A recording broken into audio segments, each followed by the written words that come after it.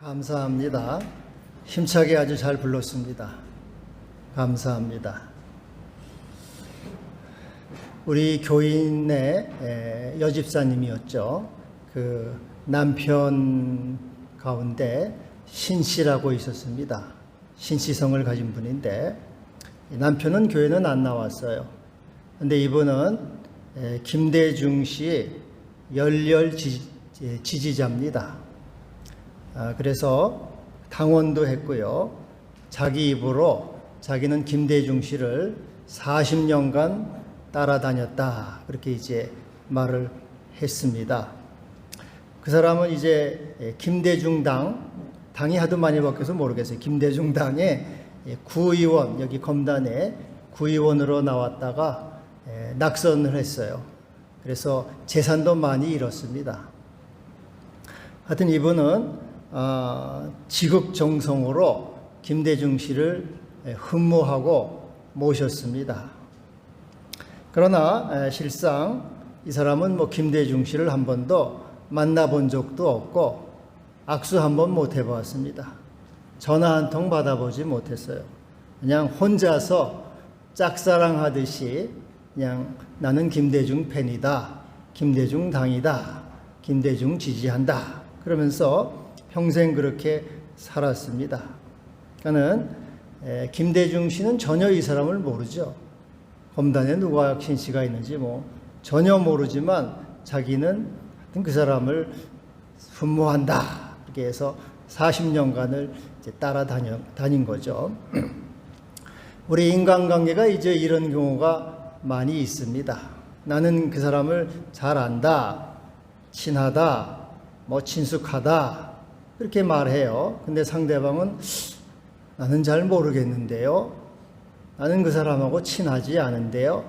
친숙하지 않습니다. 그런 경우가 있습니다. 신앙생활에서도 그러합니다. 이 은성수도원 원장이었고 평생 그 영성 훈련을 하신 엄두선 목사님이 영성의 새벽이라는 책에서 이런 말을 했습니다. 교회 오래 다니고 직분에 오래 익숙해지면서 신앙생활이 습관적이 되면 자기도 모르는 사이에 하나님께 대해 야비한 친숙성에 빠지기 쉽다. 이것은 두려운 병이다. 교회 생활 오래 하면서 자기는 믿음이 좋다, 주님 사랑한다 그렇게 이제 보통 말합니다. 교회 안 다니는 사람도 보면요, 자기는 주님을 사랑한대요. 주님하고 아주 가깝대요. 이런 것을 가리켜 야비한 친숙성이라 그렇게 표현을 하고 있습니다. 주님을 알지도 못하고 주님의 뜻을 행하지도 않으면서 주님을 사랑한다. 야비하다는 것은 치사하고 더럽다 그런 뜻이에요. 비열하고 더러운 야비한 친숙성. 주님의 뜻을 하나도 행하지 않고 주님을 사랑하지도 않고 가까이 하지도 않으면서 주님을 사랑한다, 은혜를 입는다 그런 말을 하는 걸 가리켜서 야비한 친숙성이라 그렇게 이 표현을 하고 있습니다. 이스라엘이 그러했어요, 여러분. 역사를 보면은 이스라엘은 하나님의 선민이었습니다. 그리고 하나님의 선택을 받았고 하나님의 사랑을 입었습니다. 그래서 그들은 누구보다도 하나님과 가깝다, 하나님과 친숙하다 그렇게 생각을 했어요. 그래서 하나님이 자기들을 사랑하고 복 주시고 은혜를 주신다 그렇게 믿었습니다. 그러나 이스라엘은 정말로 하나님을 사랑하지 않았습니다. 하나님을 경외하지도 않았고요, 하나님의 뜻을 행하지 않았습니다. 자기들은 하나님을 사랑한다고 하고 하나님과 가깝다고 하고 하나님께 친숙하다고 했지만 하나님의 뜻을 전혀 행하지도 않았고 하나님을 사랑하지도 않은 야비한 친숙성에 빠진 사람들이었습니다. 여러분, 하나님의 아들 예수께서 세상에 오셨을 때 이스라엘이 어떻게 했습니까? 그들이 하나님을 사랑한다면 나를 사랑할 것이라 주님 말씀했는데 예수님이 오시자 예수님을 배척했습니다. 그리고 무시하고 조롱했습니다. 하나님의 아들 그 예수님, 그 하나님의 아들을 사랑하고 공경해야 함에도 마땅함에도 불구하고 그들은 하나님을 사랑한다고 하지만은 하나님의 아들 예수를 배척하고 마침내는 십자가에 죽인 것입니다. 오늘은 예수님께서 고향, 자기가 자라나신 고향 나사렛에서 이사야 말씀을 설교했습니다. 여러분, 예수님의 설교는 어떠했을까요? 잘하셨겠죠? 옛날에 학원 다닐 때 보면은 저자직강 그렇게 써놔요. 저자직강. 저자가 직접 책을 쓴 저자가 직접 강의한다. 저자가 직접 강의하니까 잘할 것 아니겠습니까?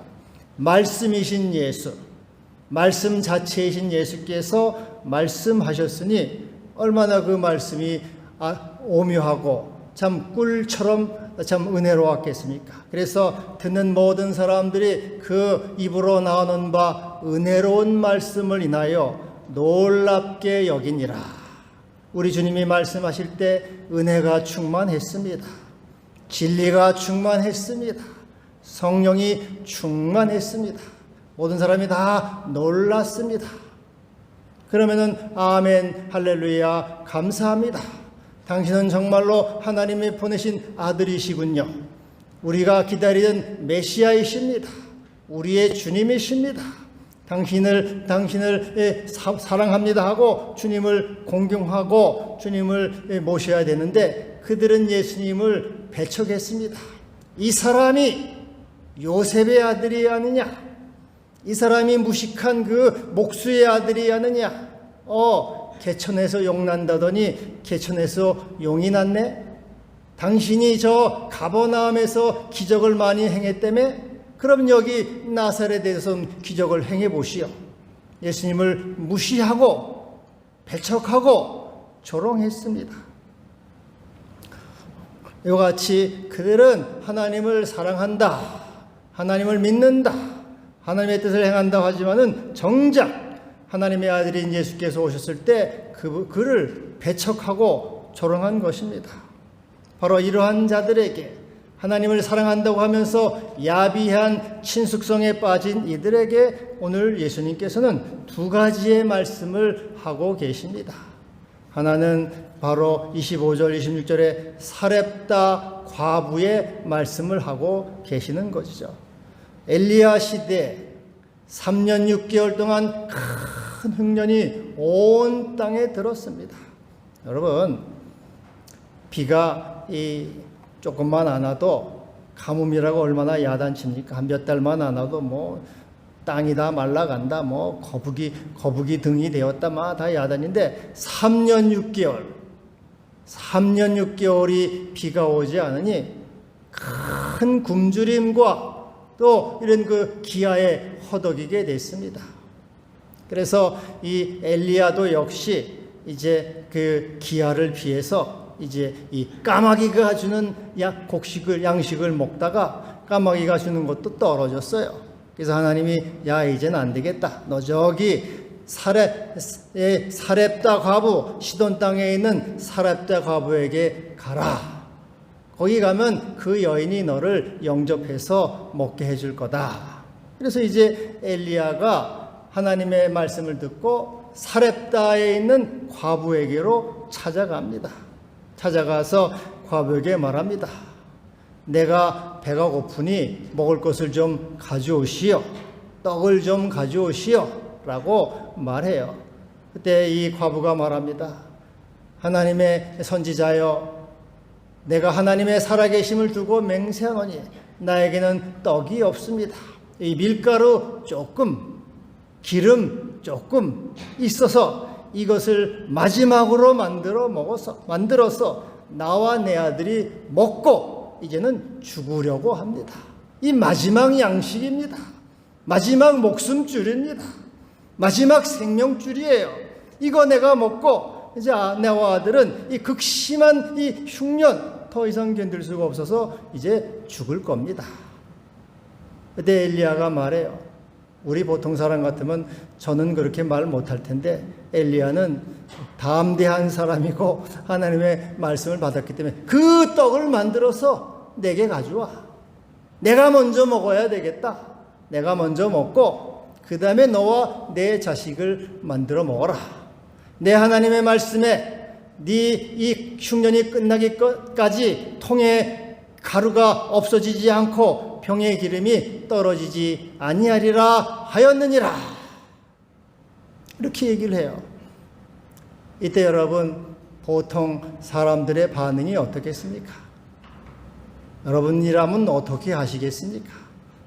아마도 보통 사람 같으면 이놈이 미쳤나 보다. 이놈이 미쳤나. 이 마지막 남은 이 생명줄을 이 달라고 하니 이놈이 어디서 와서 내가 지금 과부라고 나를 우습게 여기나 보다. 이 천하에 이 죽일 놈이 있나 하고 아마 고래고래 소리를 지르면서 당장 나가라고. 네가 내가 남편이 없는 과부라고 나를 지금 우습게 여기느냐 아마 쫓아냈을 거예요.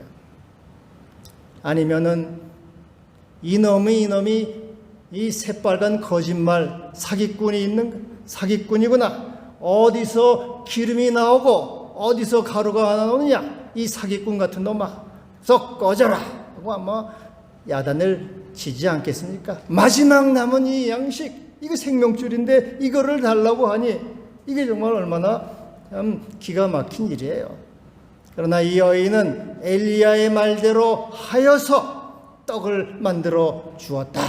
엘리야의 말대로 하였더니 그 떡을 만들어 여러 식구가 여러 날 먹었으나 엘리야에게 하신 말씀같이 통에 가루가 떨어지지 않고 병의 기름이 없어지지 아니하였다. 할렐루야.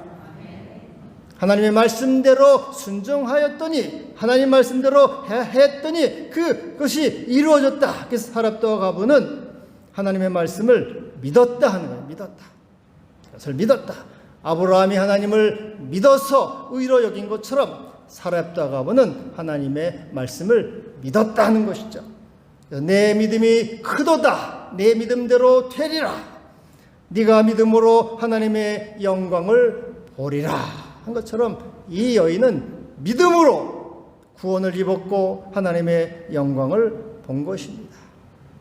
근데 여기서 예수님이 말씀하신 게 뭡니까? 이스라엘에 많은 과부가 있었다는 거예요. 많은 과부가 있었는데 이 엘리야는 아무에게도 보내심을 받지 않고 그 시돈 땅에 있는 사렙다 과부에게 보내심을 받았다. 여러분, 시돈 땅은 이방인이에요. 이방인. 이스라엘은 선민이에요. 우린 믿음이 좋습니다. 우린 믿음이 훌륭해요. 하나님은 사랑해요. 그런데 하나님은 그들에게 이 엘리야, 구원자 엘리야를 보낸 것이 아니고 저 이방인에 있는 외국에 있는 이방인 사렙다 과부에게 엘리야를 보냈다 그 말이죠. 왜 하나님은 이스라엘의 많은 과부를 제쳐두고 사렙다에 있는 이방인 과부에게 엘리야를 보냈느냐? 그것은 바로 이 여인이 그 엘리야의 은혜를 받을 준비가 되어 있었다. 은혜를 입을 준비가 되어 있었다. 구원을 입을 준비가 되어 있었다. 바로 믿음의 그릇이 준비되어 있었다. 그 말이죠. 믿는 자에게 하나님은 은혜를 주시는 것입니다. 믿음으로 그는 받을 준비가 되어 있었던 것입니다. 제가 예전에 제주도 저희 집사람하고 제주도 이렇게 어느 목사님, 선배 목사님을 찾아갔어요. 찾아갔더니 그 목사님이 저녁 대접한다고 음식점으로 데려갔습니다. 음식점으로 갔는데 그 목사님이 음식점에 가서는 어디론가 전화를 해요. 전화를 뭐라고 전화하니까 조금 있다가 그 교인 한 명이 얼른 달려오더라고요. 그러면서 목사님 대접하러 왔습니다. 그리고 이제 우리가 잘 먹고 그분도 같이 먹고 그분이 이제 음식값 다 지불을 해서 잘 대접을 받았습니다. 근데 여러분, 이 목사님이 교인이라고 아무에게나 전화를 하겠습니까? 아, 우리 김 집사 와서 밥 좀 사시오. 이 집사 와서 음식값 좀 내시오. 그러겠습니까? 그러지 않겠죠. 그래도 준비가 되어 있는 사람, 밥값을 기쁘게 믿음으로 그 마음의 준비가 되어 있는 사람에게 그 전화를 할 거라 그 말이죠. 여러분, 하나님도 찾아보시죠. 누가 내 종을 대접할 준비가 되어 있는가? 누가 내 종을 영접할 자세가 지금 되어 있는가? 하나님이 이렇게 찾아보시다가 바로 시돈 땅에 있는 이 사렙다 과부야말로 내 말씀을 따라 믿음을 가지고 따를 자라고 우리 하나님은 생각하셔서 그에게 보내신 것이죠. 그래서 바로 그를 통해서 엘리야를 먹이고 그의 가족이 구원받는 놀라운 역사를 일으킨 것입니다. 그래서 출애굽기에 말씀하고 있습니다. 나는 은혜 베풀 자에게 은혜를 베풀며 긍휼히 여길 자에게 긍휼을 베푸느니라. 은혜를 받을 준비가 되어 있는 자, 그에게 은혜를 주신다. 긍휼을 입을 준비가 되어 있는 자에게 긍휼을 베푼다 그 말이죠. 준비되어 있는 자, 바로 이 사렙다 과부는 하나님의 은혜를 받을 준비가 되어 있으므로 그 은혜를 받고 구원을 받은 사람이라 그 말씀입니다. 심리 이론 가운데 악어 법칙이라는 게 있습니다. 악어 법칙, 또 악어 효과, 그런 게 있어요. 여러분이 강에서 이렇게 놀다가 악어가 왔어요. 그래서 다리를 물렸습니다. 어떻게 하면 악어의 입에서 빠져나올 수가 있겠습니까? 하나는 악어의 입에서 벗어나려고 악어를 손으로 막 미는 거죠. 본능적으로 그러지 않겠습니까? 필사적으로 다리가 물렸으니까 이 아가리에서 빼려고 필사적으로 이제 악어의 아가리를 이제 막 밀 거예요. 그럼 악어가 놓겠습니까? 절대 안 놉니다. 악어가 절대 안 놓죠. 이 다리뿐 아니고 손까지 물려요. 손까지 물리고 발버둥 칠수록 점점 빠져들어가서 몸까지 물려서 이제 목숨을 잃게 되는 겁니다. 그러면은 어떻게 벗어날 수 있는가? 답은 다리 한쪽을 주는 것이다. 다리 한쪽을 잃고서라도 빠져나와서 목숨을 건지는 거다. 이게 악어의 투자 심리 이론이에요. 투자 심리 이론. 예를 들어서 어떤 분이 도박을 했어요. 도박을 하다가 100만 원을 잃었어요. 100만 원 잃으면 좋은 경험했다. 손 찢고 나오면 괜찮은데 그 100만 원 건지려고 200만 원, 300만 원 했다가 인생 전체가 망가지는 거예요. 사업을 하거나 투자를 하다가 실패를 했어요. 좋은 경험했다. 이건 안 되나 보다. 접고 나오면은 되는데 그 만회하겠다고 계속 들어가면은 이제 전체가 이제 희생된다 그 말이죠. 이와 같이 악어 법칙이라는 것은 아무것도 포기하지 않는 사람은 모든 것을 잃는다 그 말이죠. 아무것도 포기하지 않는 사람은 아무것도 얻을 수 없다 그런 말이에요. 그래서 한쪽 다리를 포기하고 살 기회를 얻는 것처럼 포기는 다른 것을 얻는 지혜다 그 말이죠. 중요한 순간에 포기할 것을 포기하지 않으면은 모든 것을 잃게 된다 그 말이죠. 더 큰 고통을 겪게 된다 그 말이죠. 그래서 포기하는 자가 얻는 것이고 많이 포기하는 자가 많이 얻는다. 이게 악어 투자 이론이에요.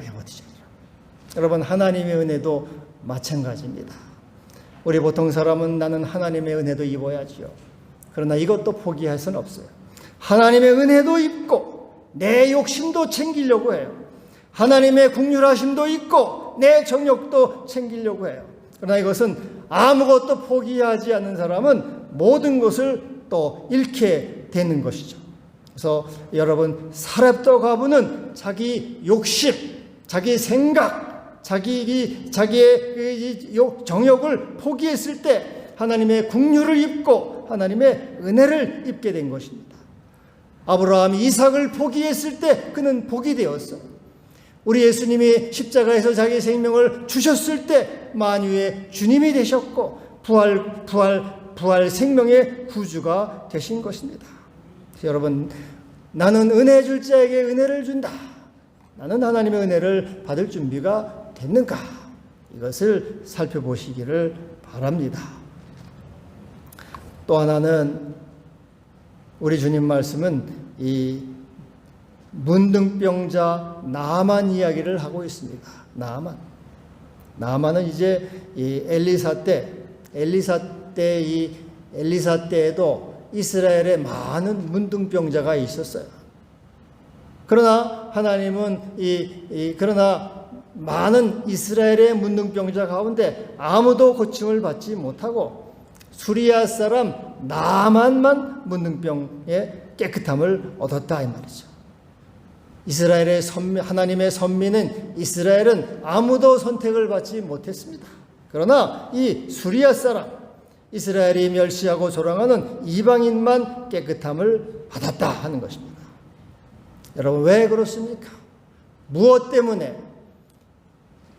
이 하나님의 선민인 이스라엘은 아무도 선택을 받지 못했으나 그 이방인이 하나님의 선택을 받고 은혜를 입게 되었는가 하는 것입니다. 이것은 나만 이야기는 열왕기하 5장에 나옵니다.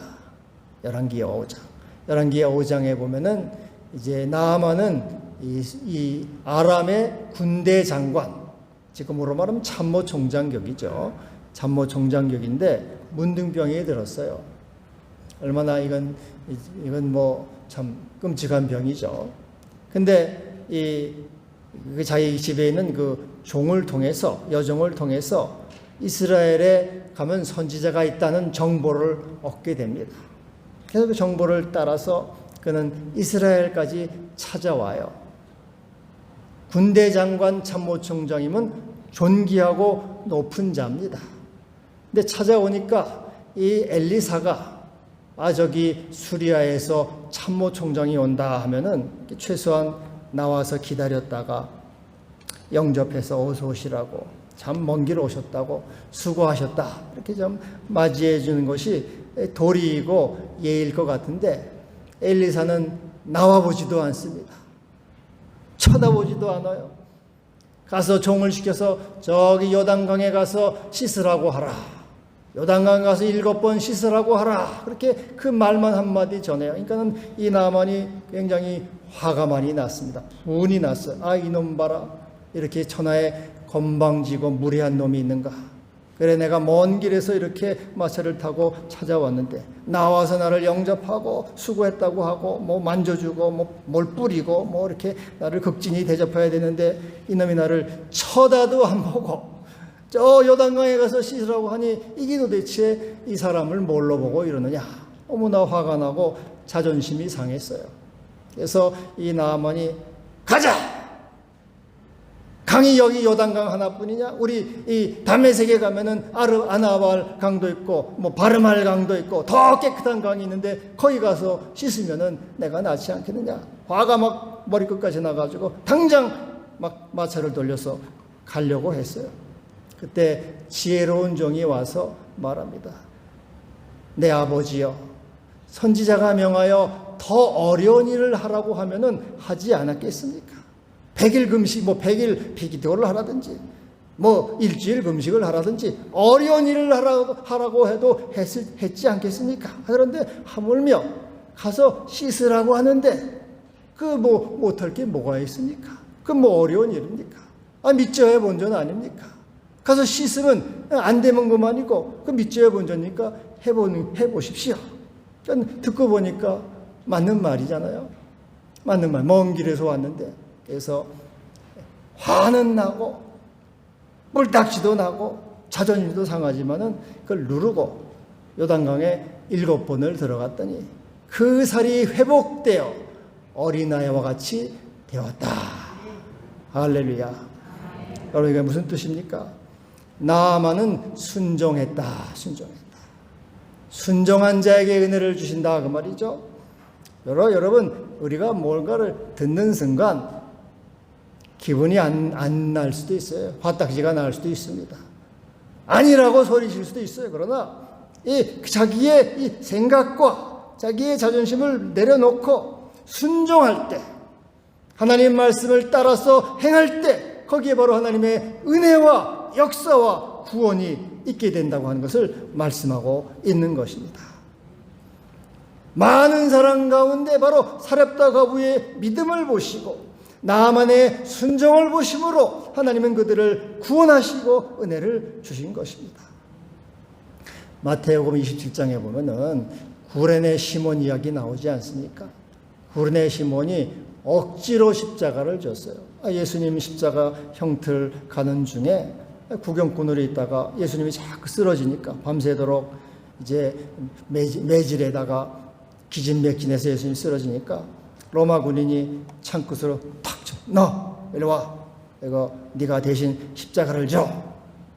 그 순간 구레네 시몬은 얼마나 참 수치스럽고 부끄럽고 참 화가 났겠습니까? 그걸 억지로 지고 갔어요. 억지로 지고 갔지만 그러나 그것으로 인해서 큰 축복을 받았습니다. 로마서 16장 13절에 보면은 바울이 문안 인사에서 이렇게 말해요. 주 안에서 택하심을 입은 루포와 그의 어머니에게 문안하라. 이 루포는 이 구레네 시몬의 아들입니다. 그리고 택하심을 받았다 하는 말은 교회에 있어서 충성과 봉사가 뛰어난 사람, 주님을 탁월하게 따르는 사람이라. 그래서 이 사람은 초대교회 이제 지도자가 됐어요. 억지로 순종을 하고 억지로 십자가를 졌지만은 그러나 하나님은 그에게 영원한 이름을 주시고 은혜를 주시고 또 복을 내려 주신 것입니다. 우리 예수님도 그랬잖아요. 두 아들이 있는데 맏아들은 포도원 가서 일하라 하니까는 네 가겠습니다 하더니 안 갔어요. 불순종했습니다. 작은 아들은 싫어요 하다가 갔어요. 억지로라도 갔습니다. 바로 누가 주의 아버지의 뜻대로 행했느냐 이렇게 말씀하고 있는 것입니다. 바로 이러한 이 비유의 말씀을 하자 이 나사렛 회당에 있는 사람은 화가 났다. 설교의 말씀을 들을 때도 두 가지 반응이 있습니다. 하나는 하나님 말씀 들을 때 화를 내는 거죠. 저거 나를 들으라고 하는 소리구나. 저거 나를 치는 소리구나. 그렇게 해서 화를 내는 사람이 있어요. 바로 이게 비극적인 거죠. 그들은 주의 말씀이 자기들이 받을 준비, 은혜를 받을 준비, 긍휼을 받을 준비가 되어 있지 못한 것에서 회개하고 주여 나를 불쌍히 여기시옵소서. 우리의 믿음 없음을 도와주시옵소서. 우리에게 구원을 베풀어 주시옵소서. 회개하고 주의 은총을 구해야 되는데 화를 내면서 예수님을 낭떠러지기로 끌고 가서 거기 밀쳐서 예수님을 죽이려고까지 한 것입니다. 여러분, 오늘도 하나님은 어떠한 사람을 사랑하시고 어떠한 사람을 선택하십니까? 바로 나는 긍휼히 여길 자를 긍휼히 여기고 불쌍히 여길 자를 불쌍히 여기느니라. 주여 나에게 믿음을 더하여 주시옵소서. 그리하여 나에게 순종할 믿음을 주시고 순종함으로 구원을 얻게 하여 주옵소서. 주의 은총과 택함을 받는 우리 모든 성도가 되기를 바랍니다. 기도합시다. 하나님 아버지, 저에게도 믿음을 더하시고 은혜를 입을 준비가 되어 있게 하옵소서. 주님을 진심으로 사랑하고 주의 뜻을 행하고 믿음과 순종으로 은총과 구원으로 다 나가게 하여 주옵소서. 예수님의 이름으로 기도하옵나이다. 아멘.